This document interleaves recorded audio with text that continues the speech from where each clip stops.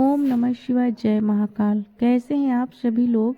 देखिए काफ़ी सारे लोग कन्फ्यूजन में हैं कि इस बार की जो मौनी अमावस्या है वह किस दिन की है। काफ़ी सारे यूट्यूब चैनल वाले आपको भ्रमित करने की कोशिश करेंगे, लेकिन आपका सभी का डाउट क्लियर कर दूं कि इस बार की मौनी अमावस्या जो है वो 18 जनवरी 2026 के दिन और आज ही के दिन मौनी अमावस्या का व्रत भी रखा जाएगा। देखिए साल में पड़ने वाली सबसे बड़ी अमावस्या मानी जाती है मौनी अमावस्या, जिस दिन आपके घर के जितने भी पितृ हैं, आहूत हैं, ऐसे समय पर चले गए जब उनका कोई समय ही न आया हो, तो उन सभी पितरों के मोक्ष के लिए और साथ ही साथ पूज्य गुरु जी ने एक सबसे अचूक उपाय बताया, तुलसी जी में 5 बार गंगा जल छोड़ने वाला उपाय, जिससे न सिर्फ आपके पितरों का तर्पण मिलेगा, सीधा उन्हें मोक्ष की प्राप्ति हो जाती है। फिर उनका कभी जन्म नहीं होता, वह बैकुंठ लोक में सिधार जाते हैं। और जिन घरों के पितरों को सीधा मोक्ष मिल जाता है ना, उन घरों में कभी कोई समस्या नहीं आती। उस घर की दिन दुगनी रात चौगनी तरक्की होती है। और पूज्य गुरु जी की कथा से सुन करके और समझ करके इस पूरे उपाय को बहुत आसान भाषा में आप सभी लोगों को बताऊंगी। परंतु उससे पहले आप सबसे एक छोटी सी प्रार्थना करना चाहूँगी कि जो भी शिवभक्त पहली बार आए हैं चैनल को सब्सक्राइब जरूर से कर लीजिएगा, चाहे वीडियो को लाइक करें या ना करें, लेकिन कमेंट बॉक्स में हर हर महादेव जरूर से लिख दीजिएगा। इस पूरे वीडियो में हम 3 महा उपायों के बारे में बात करेंगे, जिन्हें आपको इस मौनी अमावस्या के दिन करने हैं। लिख करके रख लेना, नोट करके रख लेना। सबसे पहले बात करते हैं हमारे पहले वाले उपाय की। यह जो पहला वाला उपाय है ना, यह होगा किन लोगों के लिए, पितरों को तर्पण नहीं, सीधे मोक्ष की प्राप्ति दिलाने वाला यह सबसे अचूक उपाय है। जिन घर के व्यक्ति अपने पितरों के निमित्त अमावस्या के दिन इस उपाय को करते हैं ना, उन अमावस्या के दिन उनके पितरों को मोक्ष की प्राप्ति होती है। फिर उनका दोबारा जन्म नहीं होता। वह जन्म मृत्यु की कार्यकाल से बिल्कुल अलग चले जाते हैं और वह आपको खुले हाथों से आशीर्वाद देते हैं। आपको जीवन की जितनी परेशानियां हैं वह सारी की सारी परेशानियां खत्म होती हैं। यह इतना अद्भुत और अचूक उपाय है। यह करना कुछ भी नहीं है, सबसे सिंपल सा उपाय। एक कटोरी लेनी है, ठीक है, खाली कटोरी लेनी है। अब चाहे कोई सी भी हो, काफ़ी सारे भक्त पूछते हैं कि कांच की ले या स्टील की, तो आप कोई सी भी एक खाली कटोरी ले लेना, ठीक है। और अलग से किसी भी एक कलश में, अगर आपकी छोटी सी कोई बोतल हो जिसके अंदर गंगा जल रखा हुआ है, तो आपको थोड़ा सा गंगा जल अलग से ले लेना है। बस उस कटोरी को आपको खाली रखना है। इस चीज़ का विशेष ध्यान रखना। इसी के साथ में एक लंबी बाती का दीपक निश्चित रूप से तैयार कर लीजिएगा, जिसके अंदर या तो गाय का घी भरेंगे या फिर सरसों का तेल भरेंगे, ठीक है।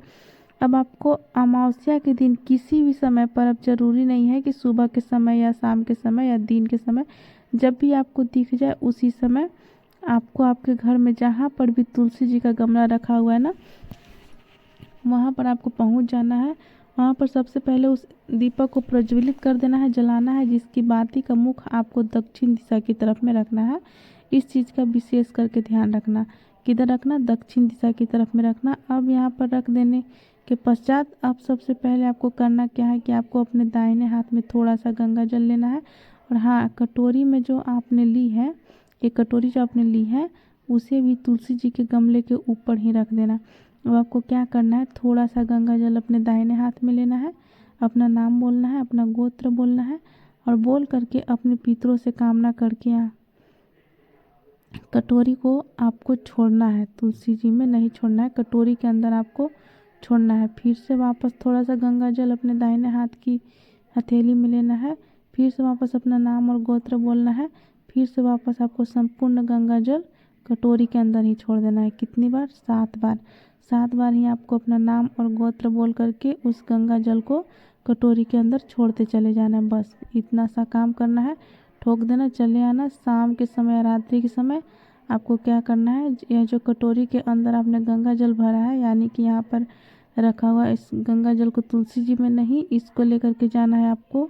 आपके घर के आसपास जो भी बेलपत्र का पेड़ हो या पीपल का पेड़ हो, वट वृक्ष का पेड़ हो, आपके घर में भी कहीं पर है, तो उसके अंदर जा कर के संपूर्ण गंगा जल को आपके अपने पितरों की कामना करके छोड़ देना है।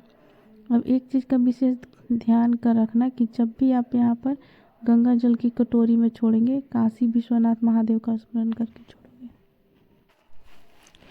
किस नाम से? काशी विश्वनाथ महादेव के नाम से। पूज्य गुरु जी ने कहा कि आपके कुल के दूर दूर के जितने भी पितर हैं उन सभी पितरों को मोक्ष की प्राप्ति होती है। खुले हाथों से आशीर्वाद लौटाते हैं, आपके जीवन की बड़ी से बड़ी समस्या टल जाती है। पूज्य गुरु जी का बहुत अद्भुत और अचूक उपाय है, जरूर से ही कर लीजिएगा। बात करते हैं दूसरे वाले उपाय की। दूसरा वाला उपाय खास करके तब है जब आपके घर में धन की हानि हो रही है ना, यानी कि अनावश्यक खर्चे आपके घर में बहुत ज़्यादा हो रहे हैं, पैसा कहीं से बिल्कुल बचता नहीं है। कोई व्यापार, दुकान, फैक्ट्री आपने चला करके रखी है, ग्राहक नहीं आ रहे हैं, घाटे में जा रहा है, तो धन को लेकर के समस्याएं घर में बन रही है। एक छोटा सा काम अपने पितरों से कामना करके करना है। गुरुदेव ने कहा था 1 लोटा शुद्ध जल अपने घर का लेना है तांबे के कलश में। इसके अंदर थोड़ा सा मिला लेना है आपको गंगा जल, और साथ ही साथ आपको लेनी है एक बेलपत्र जो कहीं से भी खंडित कटी फटी ना हो। अगर नहीं मिलती है तो महादेव जी की शिवलिंग से उठा लेना, धो करके काम में ले लेना। अब यह जो एक बेलपत्र आपने लिया है ना, इस एक बेलपत्र को भी आपको इसी कलश के अंदर डाल देना है। अब यह वाला जो कलश है ना, इसको लेकर के आपको अपने पूरे घर में जितने भी कमरे हैं, किचन है, बालकनी है, केवल बाथरूम और शौचालय को छोड़ करके आपको अपने पूरे घर में घूम जाना है श्री शिवाय नमस्तुभ्यम मंत्र का स्मरण करते हुए। जैसे ही आप पूरे घर में घूम जाओगे, उसके पश्चात कलश को लेकर के आप बाहर निकलोगे, तो बाहर निकलने के पश्चात आपके घर की जो चौखट है, तो उस चौखट से आपको इस कलश को स्पर्श करा देना है, और स्पर्श करा देने के पश्चात कलश को लेकर के जाना सीधा भोलेनाथ के मंदिर में, शिवलिंग के पास। अब यहाँ पर थोड़ा सा ध्यान से सुनिएगा। जैसे ही आप यहाँ पर पहुँचेंगे, शिवलिंग के पीछे की तरफ आपको आसन कर लगा करके बैठ जाना है, जिससे आपका मुख उत्तर दिशा की तरफ में हो जाएगा। सबसे पहले आपने जो कलश लिया है उसमें से उस बेलपत्र को निकाल करके गुरुदेव ने कहा कि जो जलाधारी है ना, उस जलाधारी के मुख पर आपको बेलपत्र रखना है, जो डंडी है जलाधारी की तरह से नीचे की तरफ में लटकी हुई रहे। ठीक है, अपने पितरों से धन संपदा की कामना करके यहाँ पर रख देना है, और उसके पश्चात 1 लोटा शुद्ध जल भोलेनाथ के शिवलिंग पर एक धारी से धीरे धीरे करके श्री शिवाय नमस्तुभ्यम मंत्र का स्मरण करते हुए संपूर्ण जल को समर्पित कर देना है। संपूर्ण जल समर्पित होने के पश्चात जो जल जहाँ पर नीचे गिरता है, उस स्थान पर अपना दाहिना हाथ रख करके अपने पितरों से अपने घर की सुख शांति समृद्धि धन संपदा वैभव की आपको कामना करनी है, और वापस घर की तरफ चले आना है। लेकर के कुछ भी नहीं आना है। इस स्थान पर ध्यान रखना, अपना दाहिना हाथ की हथेली रख करके निश्चित रूप से आपको कह देना है, पूज्य गुरु जी ने कहा आपके घर में धन की बरकत दिन दुगनी रात चौगुनी होने लगेगी। पूज्य गुरु जी का इतना अद्भुत और अचूक उपाय है, जरूर से कीजिएगा। बात करते हैं तीसरे वाले उपाय की, और यह वाला उपाय थोड़ा सा खास है। किस लिए है? आप सभी को पता है कि जो अमावस्या होती है, जो पितृपक्ष के जो 16 दिन होते हैं, वह आपके पितरों के निमित्त होते हैं। आपके पितरों को भी भूख लगती है, उन्हें भी चीज़ों की जरूरत पड़ती है, इसलिए वह भोग भी मांगते हैं।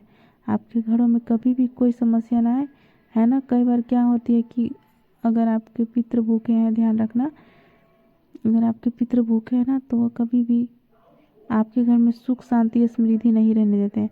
उनको भी कुछ न कुछ चाहिए होता है ना। और जब वो तृप्त होते हैं ना, तो आपके घर में समस्या तो आती नहीं, साथ ही साथ जो समस्या आने वाली होती वो टल जाती है। अब इसका उदाहरण कैसे करके बोल दूं। कभी कभार आपको रात्रि में सोते सोते अचानक से नींद खुलती है, आपको रात्रि में अचानक से भूख लगने लगती है। कोई बच्चा आपके घर में जो बेवजह रात्रि में उठ करके बहुत ज़ोर ज़ोर से चीखता है, रोता है ना। तो रात्रि में जब भी इस तरीके की समस्या आए, समझ जाना आपके पितृ कोई भूखे हैं। उनके निमित्त आपको अमावस्या के दिन इस उपाय को करते रहना होगा। जब भी समय मिले आप कर सकते हैं। गुरुदेव ने कहा था अपने ही घर पर आपको कुछ भी मीठा भोग तैयार करना है। अब जो मीठा भोग तैयार करोगे ना, कोशिश करना उसके अंदर आप गाय का घी ले लें। ज़्यादा कुछ नहीं, गुरुदेव ने कहा ज़्यादा कुछ नहीं कर सको, आप गाय का दूध लेना मात्र 1 कटोरी के बराबर, उसकी खीर बना लेना थोड़ी सी, ठीक है ना। गाय के दूध का ही खीर बना लीजिए आप। और खीर बनाने के पश्चात आपको लेना होगा 1 पीपल का पत्ता। हम ज़्यादा ज़रूरी नहीं है, क्योंकि अगर आपको लेना है तो आपको जाना भी पीपल के पास ही होगा, उपाय भी वहीं पर होगा। 1 लोटा शुद्ध जल भी आपको अपने घर के तांबे के कलश में ले लेना है, और लेकर के आपको पहुंच जाना है पीपल के पेड़ के पास। यहीं से आप कोई भी एक पत्ता उठाना, स्वच्छ जल से साफ कर लीजिएगा। उसी पीपल के पत्ते के ऊपर आपको उस खीर को रखना है अपने दोनों हाथों में। इस पीपल के पत्ते को रख करके आपको अपने पितरों से कामना करनी है कि जो भी मेरे कुल के घर के पितृ देवता है, इस भोग को स्वीकार कीजिए, हमें से आशीर्वाद दीजिए। हमारे घर में, हमारे कुटुंब में जो भी समस्या आ रही है उन समस्याओं को काट दीजिए। हमारा परिवार सदैव बढ़ता रहे, कुल की वृद्धि बढ़ती रहे, संपदा बढ़ती रहे, ऐसे आशीर्वाद दे करके उस भोग को स्वीकार कीजिए। आपको फिर उसी पत्ते को यहीं पर आपको रख देना है। 2 मिनट के पश्चात जो जल लिया है उस जल को भी आपको इसी पेड़ के पास अपनों पितृ से आह्वान करके छोड़ देना है। पूज्य गुरु जी ने कहा, अमावस्या के दिन पीपल वृक्ष के नीचे आपके पितर का आगमन जरूर होता है, वास जरूर होता है। और जब आप अपनी कामना बोले, जब उन्हें पुकारते हो ना, तो निश्चित रूप से आते हैं, आपके द्वारा दिया गया भोग स्वीकार करते हैं और आपको आशीर्वाद भी दे करके जाते हैं। पूज्य गुरु जी के सभी उपाय अद्भुत हैं, जरूर कीजिएगा। वीडियो पसंद आए तो लाइक करना, चैनल को सब्सक्राइब जरूर कीजिएगा। श्री शिवाय नमस्तुभ्यं।